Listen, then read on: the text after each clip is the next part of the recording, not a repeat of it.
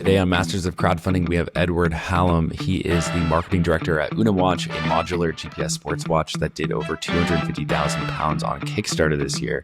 And he may only be 24, but he knows his stuff. He shares the influencer marketing strategy he used to reach out to these micro influencers, get them to post about the product. He talks about how he was able to get over 1,500 people to give a deposit before the campaign even launched, and that turned into hundreds of thousands of dollars in backing in the first 24 hours, and a lot more. So hope you enjoy this episode of Masters of Crowdfunding.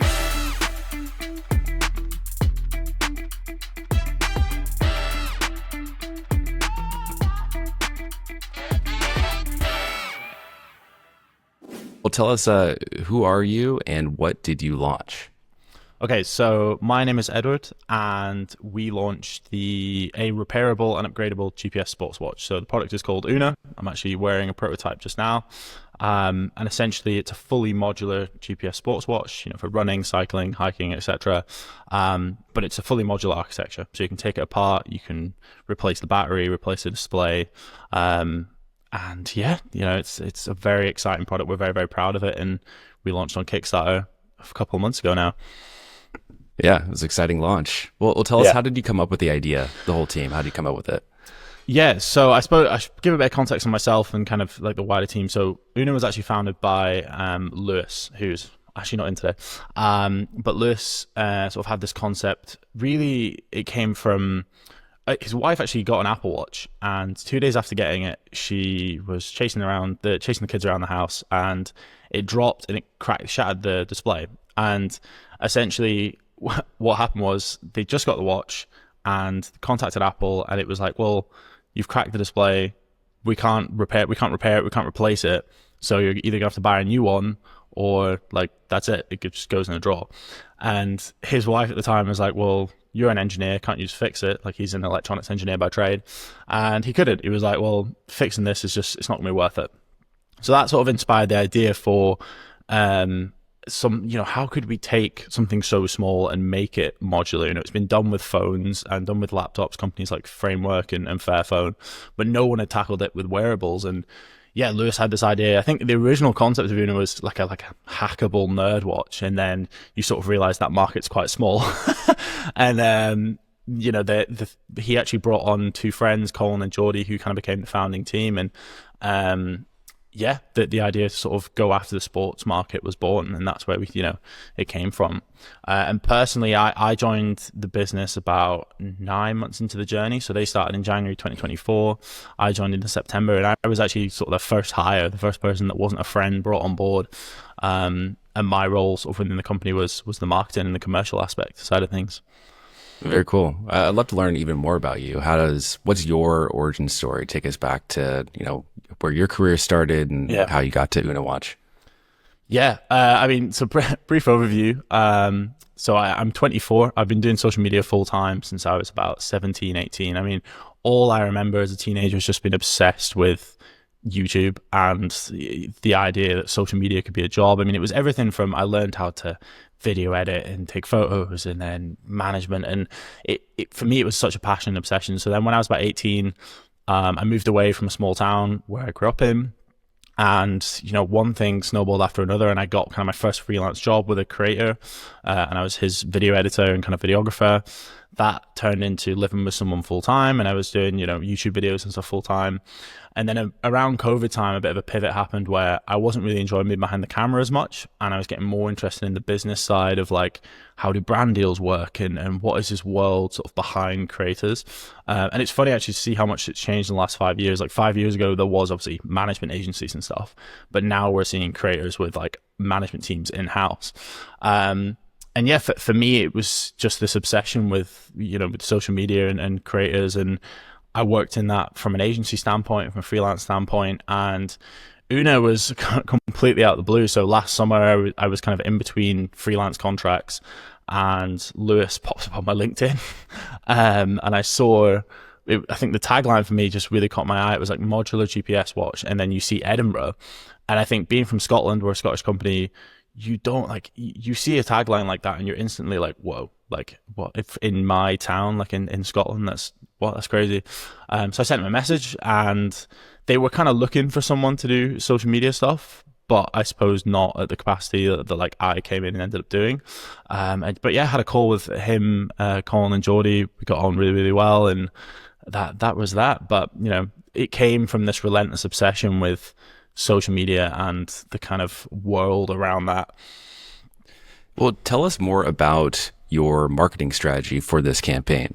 I'd love to hear your background in marketing, especially in content creation, how you took all that and then you applied it to this campaign.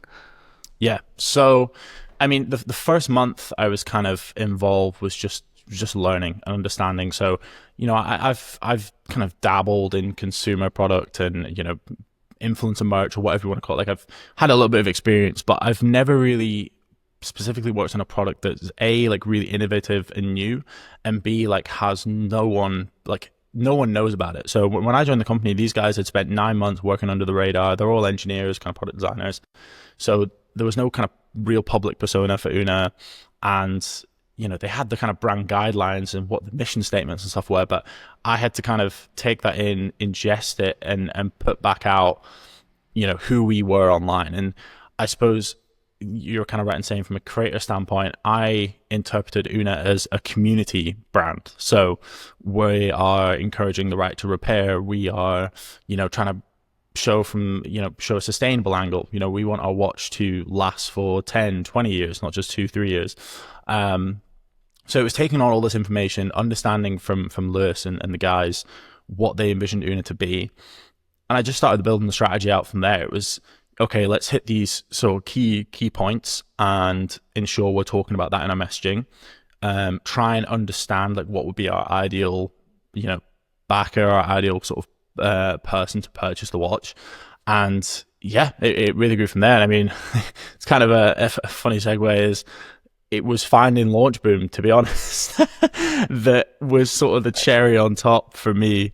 I'd done all this kind of prep work and sort of had an idea of where I wanted to go, but from a Kickstarter specific standpoint, I sort of was drawing a blank. I was like, okay, well, how do we get from here to doing really well on Kickstarter? And, it wasn't until we started exploring the Kickstarter market a bit more, and I read your book and looked at YouTube videos and stuff, that I realized that there is kind of a bit of a system to doing well on Kickstarter or Indiegogo. It's, typically the campaigns that have done really well have followed quite a specific formula.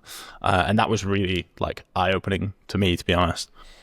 And what was that marketing formula that worked really well for Kickstarter?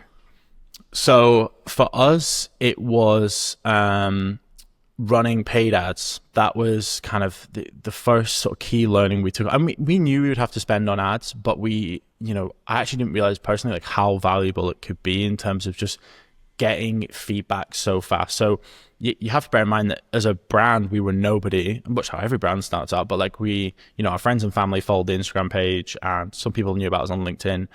And then, we created some content, started putting a few of those pieces up, and then put paid ad spend behind them. And I remember the first week or two where you get people commenting, some lovely things, some not so lovely things, but you start getting that real feedback from effectively what is a cold audience. And it was really cool to see that process. So, I mean, our strategy was basically, we launched a pre-sale site, actually a kind of UK and US separate version. So we were offering like a dollar site and a GBP site. And we ran ads separately again to US audiences and Canadian audiences and then to UK audiences.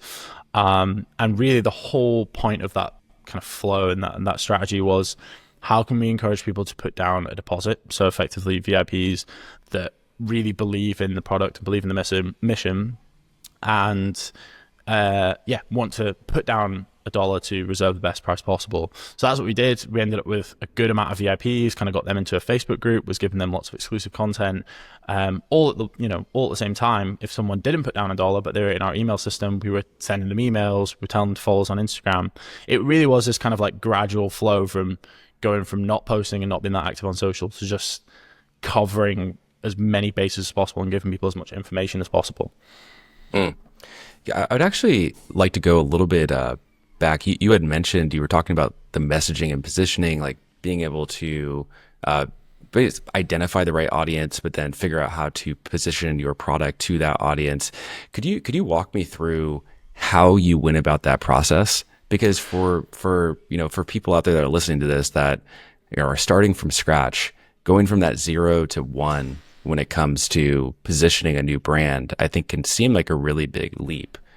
Did you have a system that you followed to position Unawatch correctly and find that right audience? So I think for any product, and no matter whether it's tech or a game, whatever it is, you really need to think about like, what is the consumer getting out of this? So we have our USPs, right? Like we know with Una that we've got the repairable aspect, upgradable, USB-C charging. We're kind of a developer-friendly platform. We had a good understanding that our positioning was almost like the kind of antithesis of what's currently out there. So what you need to do is take those features, take those kind of unique selling points and think, okay, well, they sound lovely, but how are they actually going to impact the consumer and impact the person that purchases this? So it was really trying to get in the heads of someone of like, who would actually buy this? You're not going to get interest from someone who's so integrated, say, in an ecosystem already. So if they're a massive Apple person and they've got Apple everything, it's going to be very hard to convince them out of that. But we weren't looking for those people. We were looking for people who perhaps were prepared to try something a bit more different, or they're interested in sustainability, they're interested in trying the latest tech. So it was looking at our USPs and thinking, how is this going to impact people on a personal level, but also like, is this community where can we build a community around this product and the unique selling points we offer? Interesting. Okay, cool. Very cool. And when it came to the funnel, and when you were collecting the VIPs, why were people signing up for $1? Like, what was the offer that you were giving them?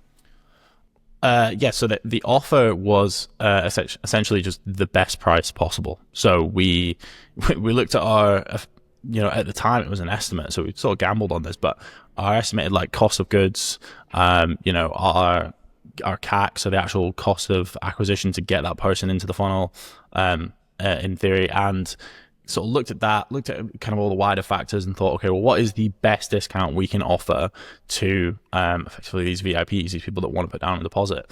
And that's what we did. So we ended up launching on Kickstarter with our VIP price being about it was £180.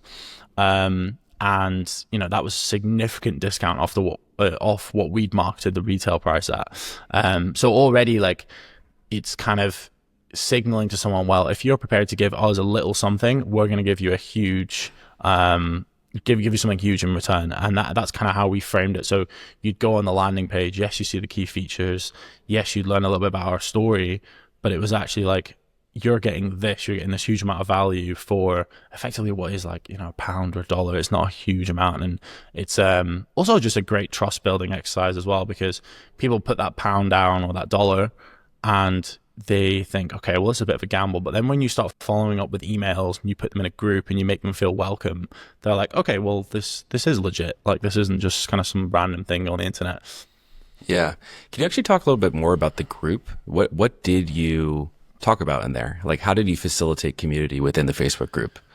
So with the Facebook group, it was quite fun, actually. We essentially said to ourselves, okay, well, whatever we're posting publicly, let's effectively give that to the Facebook group either a little bit earlier, or we'll create something slightly differently. So we did things like, I would just type longer captioned posts and kind of give a bit of an update about what the team was up to, or, it'd be longer videos. I remember literally the day before our Kickstarter went live, me and Lewis sat down around here and filmed like a 15-minute kind of waffly video, just talking about loads of different things and answering questions. And it was, the point of the group was to give a personal touch to people. So yes, we were posting our face on Instagram and on Facebook and stuff, but we wanted people who had put down that deposit, kind of put down that reservation, to go into the group and think, oh, wow, okay, like, these are legit people, and there's actual kind of, there's a real thing behind this brand, behind this product.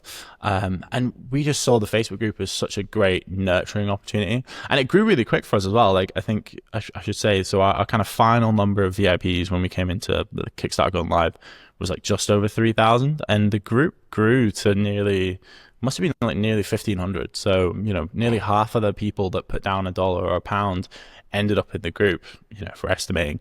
And it was quite good at one point, like, still is. Like, there was lots of engagement. There's a lot of, I think you find with groups, there's a lot of repeat people. So there's people who are like really, really invested, and they'll ask a lot of questions, or actually for us, they would answer a lot of questions. So they'd be like the first answer or something. So yeah, it was such a great exercise to build out that group prior to launch. That's cool. I really want to hear your thoughts on social media marketing, the organic side of things, because I feel like you did a really good job of that as well. Could you walk us through what your organic social media strategy was? Yeah, absolutely. So my background anyway is in organic. So I've come from a place of working with creators and running YouTube channels and everything that comes with that. I mean, like, I hadn't even done that much paid ad stuff prior to starting working on Una. So all I knew was, okay, well, how do you create great hooks? How do you create viral reels? How do you, capture someone's attention in the feed? Like, that's sort of what I'd lived and breathed for a long time. So for me, it was kind of thinking, well, okay, well, we need to tell our story. We need to get it across to someone in the most like effective and concise way possible. And I think as well, coming back to messaging a second, like, you have to play around and think, and also really just test like what lands well with people, because we were using, for example, like modular GPS watch a lot. And the problem with the word modular is actually, for some people, like in our world, we know what modular means. For some people, it doesn't really click. Like, modular is quite a tech specific word. So it was even sort of playing around and being like, okay, well, this is the sustainable GPS watch or the repairable GPS watch. Like, we were playing around with those different words, but from an organic standpoint, it was just quantity.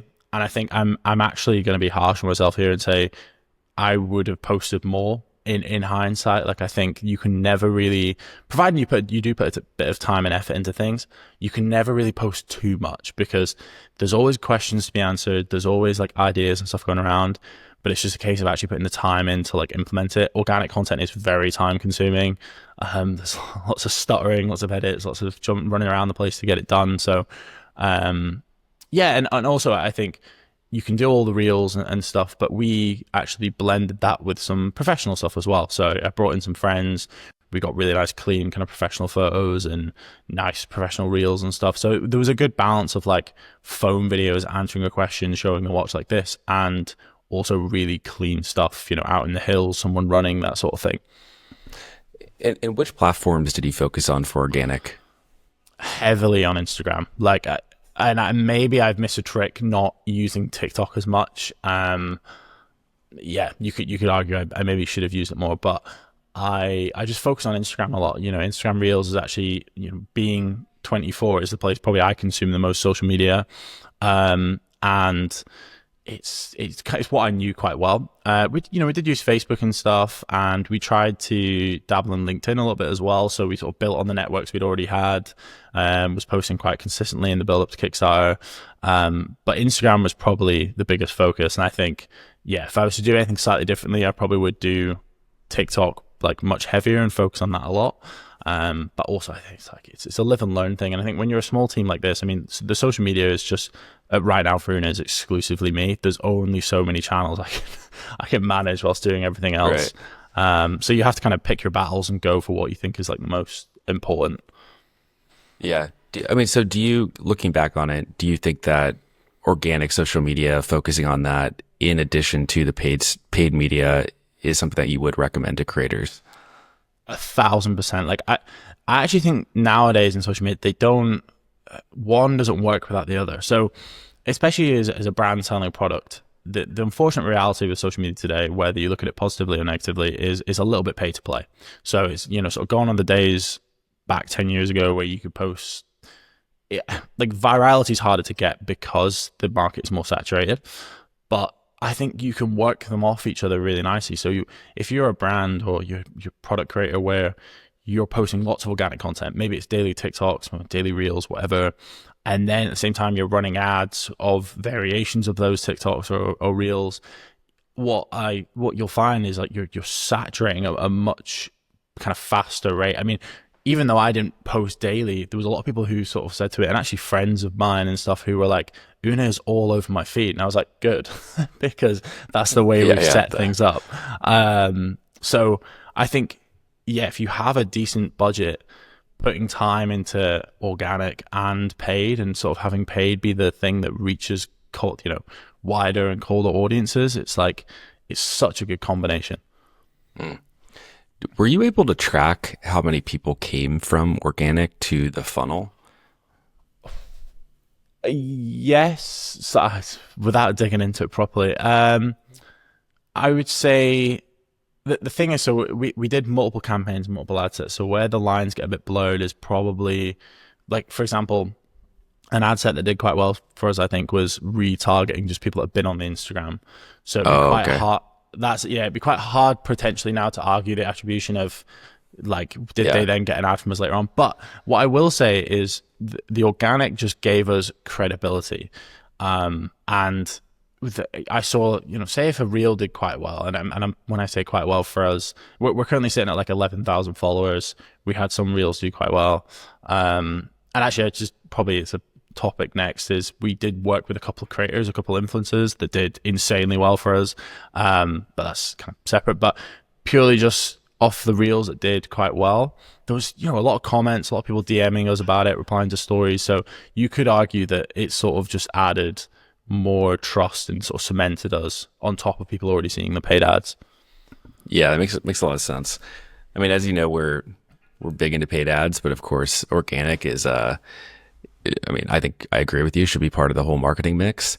And we always get people that talk about, if I don't have any budget as well for paid ads, can I just go organic? I'm like, well, if that's your only choice, then absolutely. I just don't have much data on people only doing organic, and what they should expect in terms of, if you get, this much reach, this much engagement on a post, typically and you have a good call to action, that's going to send typically this much in terms of, let's say, emails and VIP signups. 100%. Yeah. There's two really good points actually there that I think I should make. Is one, if you've got a product and, say for example, it's something to do with a desk, right? Or like a desk item, and you don't have budget to spend on ads. Let's say you're completely starting at zero, you don't have that budget.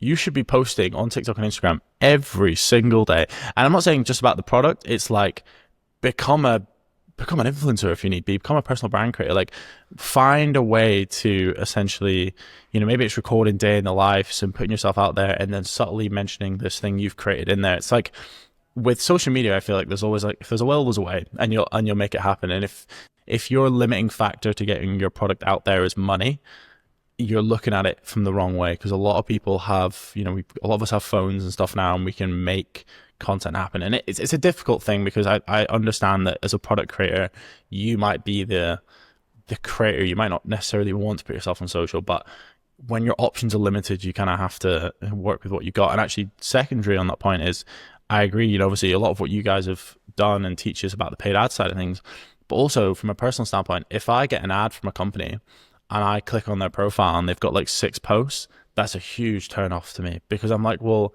you're spending all this time and money on the paid ad side of things. I go onto your Instagram profile, go on your Facebook profile, and there's like 5 or 6 posts. I'm like, well, you're just missing out on one sort of whole area of marketing.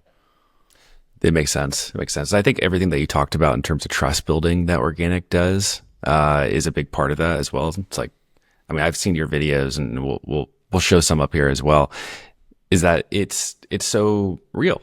It's like authentic. It's like y'all with a camera. Some of them are like that, and it creates more of that trust between the brand and the potential customer. Tell us about your influencer marketing strategy.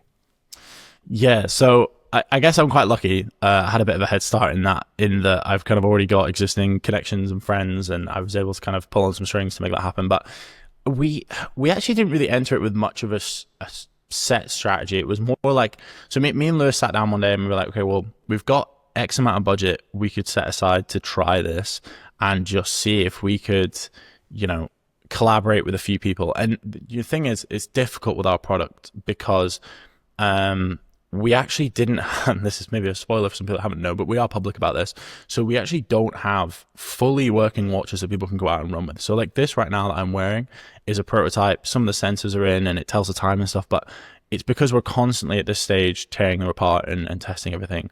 Watches are being built right now, obviously for our backers and for general sale. But when we were in the sort of pre-campaign stage and reaching out to these creators, it was really funny to speak to them and be like, so do you fancy promoting this thing that doesn't technically exist yet? Like it was kind of, it was a hard proposition, but to essentially give credit to a couple of people. So one is, and you'll see kind of his post straight away on our Instagram if you go on it, is a creator called Gary House, who's quite a big running creator in the UK.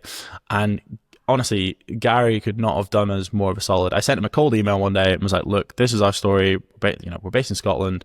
We're trying to do this. What do you think? The guy replied within about 15 minutes and was like, this sounds awesome. Let's have a call. Had a quick call with him and he was like, yeah, sounds good. Like the way he framed it to me, he was like, well, I'll promote it or kind of showcase it in a way that I say to people, hey, I've discovered this cool thing. This cool thing is not out yet. If you're interested in this cool thing, go and check it out. And he did exactly that. The first reel we did really well, and he was kind enough, to let us put paid ad spend behind it. And I think both the videos now are sitting at like well over 50,000 views, which, for at that stage for us was huge. So we worked with him. We then worked with a couple others, kind of whether they were like kind of hybrid fitness creators, gym and running and stuff. And for us, so I would say, and I'm saying right now, they didn't give us as good or better ROI as our paid ads, but the difference is it added, again, that layer of credibility. So when people see Gary House in an ad promoting, and in the second video, he actually, we sent a prototype down to him and he wore it and stuff, it adds that extra layer. So even though we're not tracking every single sale as like, yes, Gary has done X and we measure it against the Facebook ads, which, we had a good understanding of, but we didn't really care about that. We saw it as just purely a sort of trust building exercise where people are going to see that and go, well, I mean, if Gary likes them and thinks they're good, then surely they're not, they're not necessarily bad. And that was sort of the feedback we got from working with a couple of people, that we collaborated with. It was kind of this trust building, and a couple of them I went and met in person and told them the story. And I think with creators, the key thing is, especially if you're a smaller brand trying to obviously get into the market, find people who you just like, they are the epitome of your brand. Maybe it's the vibe, maybe it's kind of like the demographic, whatever. Like, find people who you really like first and foremost, and you enjoy their content. And 9 times out of 10, they'll probably reply. If you reach out, unless it's super huge, but if you reach out and be like, hey, I've got this really cool idea and I'm a big fan of yours, I love your work, could we find a way to work together? Most of them will reply because they get such waffly emails from, not so good brands that aren't relevant to them. So for you to come along, and if it's relevant and they like it, they'll probably say yes. What do you think is that right size where they probably will say yes? Like, what is too big? Well, yeah. So, and I suppose I could pull on some sort of understanding from the agency world. I would say if you see management in their email, that changes the game. As soon as you see someone, if they have like @ and then a company in their email, it's a manager. That's you want the @ Gmails. Exactly. If you can see an @ Gmail, you've won. You're in. Yeah. So yeah, management's a thing to pay attention to, and then also, I mean, do you know what? My kind of in the industry, you refer to it as like micro and macro and that kind of thing. Just really probably under 100K. The thing I look for is engagement. So say if someone has 100,000 followers, but they can barely crack a couple thousand views a post, I'm like, ooh, like that's not that great. But if someone has like 5,000 followers, but they're getting like 1,000 views a reel or like 500 likes a post, I'm like, whoa, you are like, you're on it. Your audience is engaged. So engagement matters so much more than following. And I think finally we're getting to a place within the influencers kind of sphere where brands are understanding that.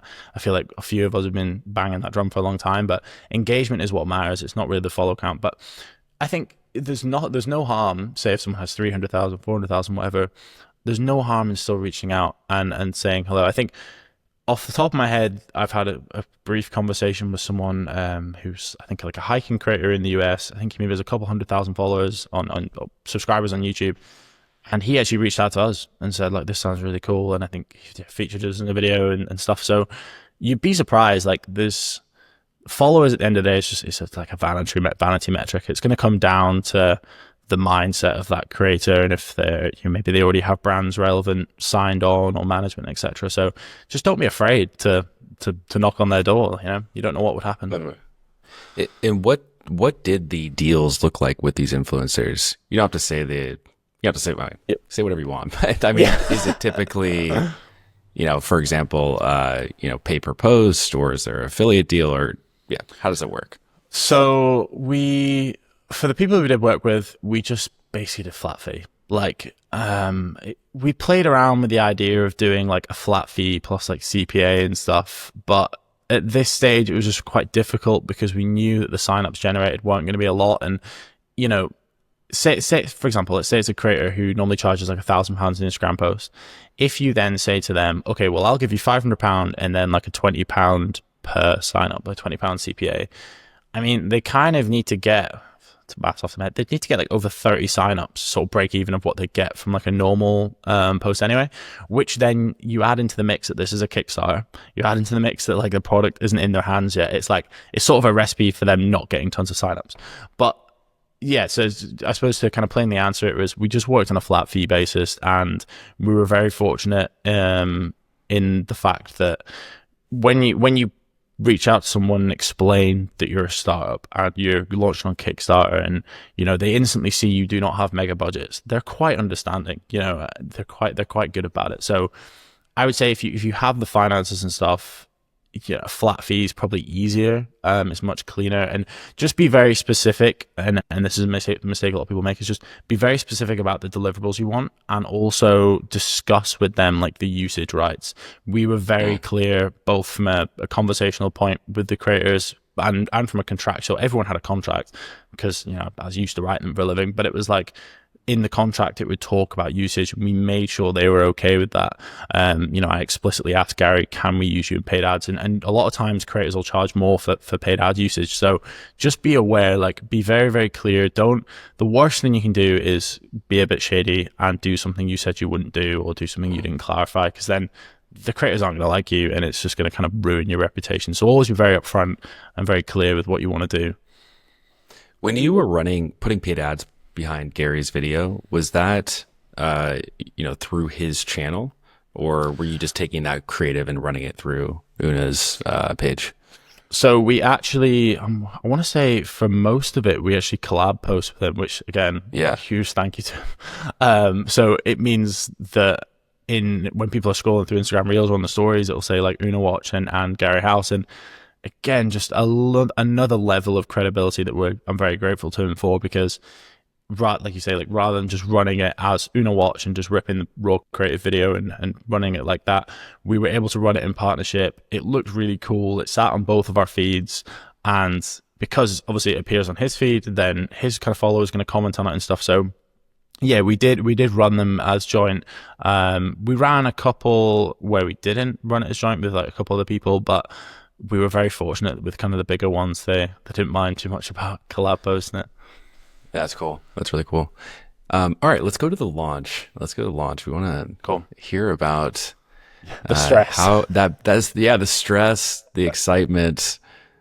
Tell me how it was. How was day one?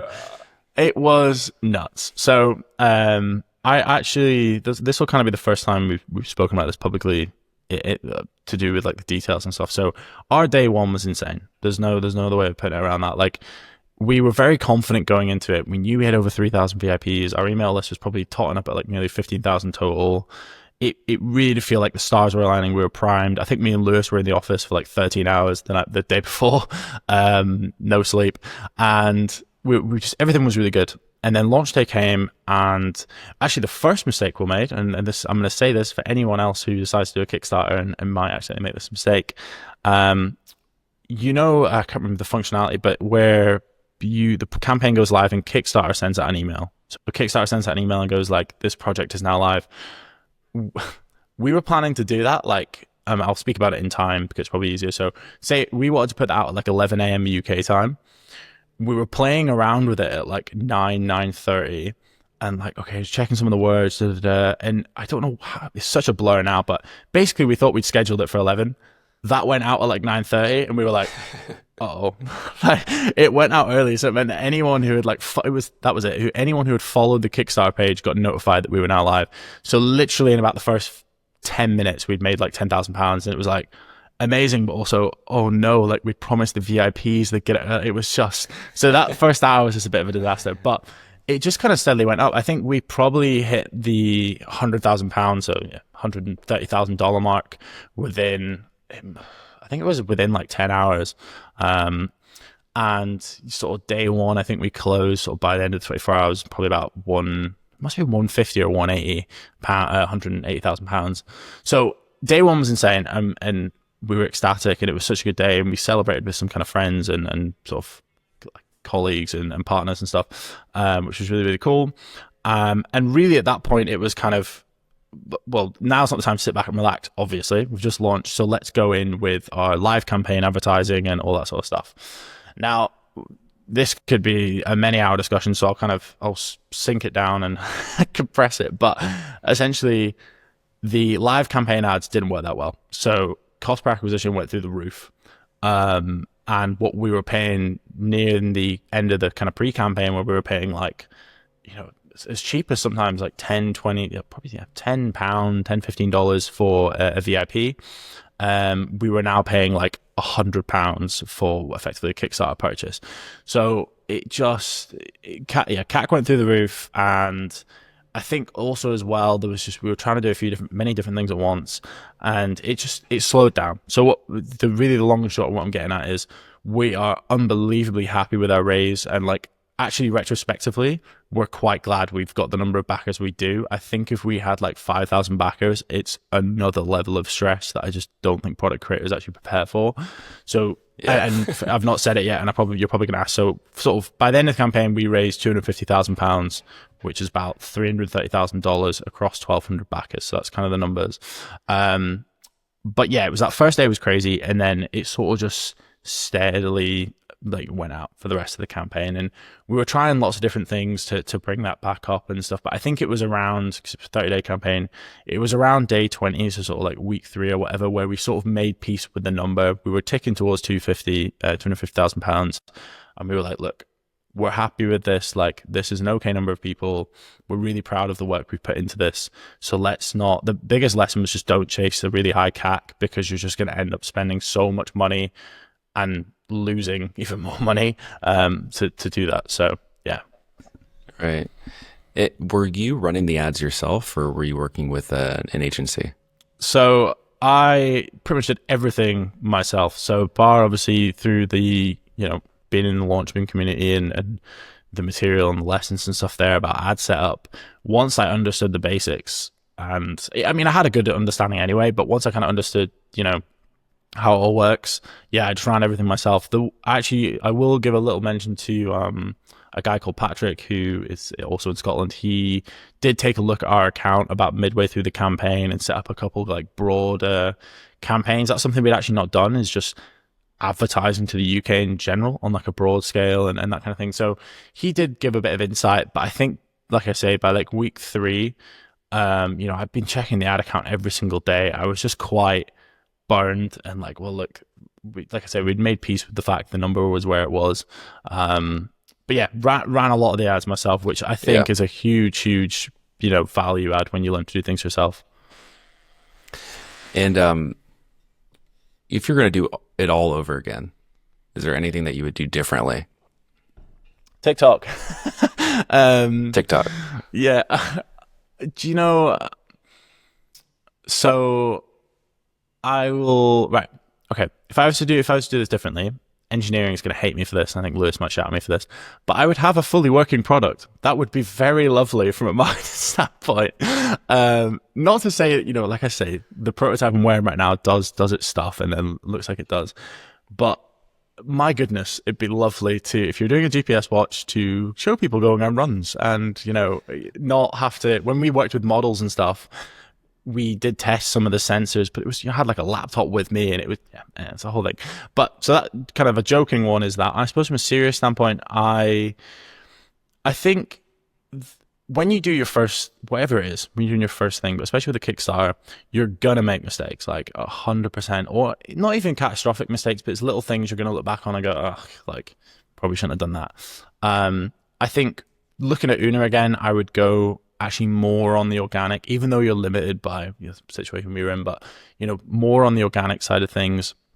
I think with the paid ad creative, I probably just would have tested a bit more. I kept using a lot of the same creative because it did like perform generally quite well, but I would test more different styles and stuff. So, I'm really proud of what we achieved as a team and like what I did personally from a marketing standpoint, and it's got us to where we are now. So there's not too much I would say it's like, oh, that was a disaster at all.